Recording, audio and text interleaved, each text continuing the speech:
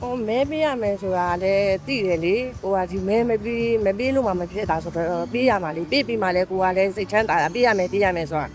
就说比嘛嘞一千嘛哩，没比嘛一千嘛，就说比呀没是这嘞几个呀？ ဒီရွေးကောက်ပွဲကိုလုံးမြင်လဲဗျ 哦，没比咯，我话把那边哩，就没比嘛一千嘛哩，他妈说嘞是非常的说，就说没比的，我话我提他变了嘛，说没比钱的那呗，没比嘛一千了嘛，是话哦。没比一千没一千也不话过去他变没说谁没比钱的啦，那讲不。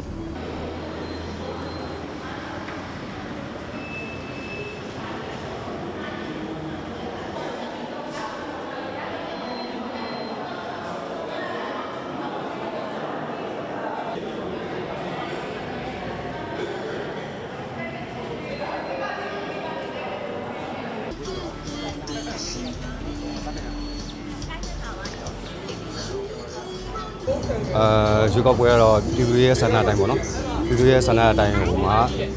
ဆုံးဖြတ်မဲ့အနေထားပေါ့ တက်နေပြီ အဲ့တိုင်းမှမြင်ပါတယ်ဗျဟုတ်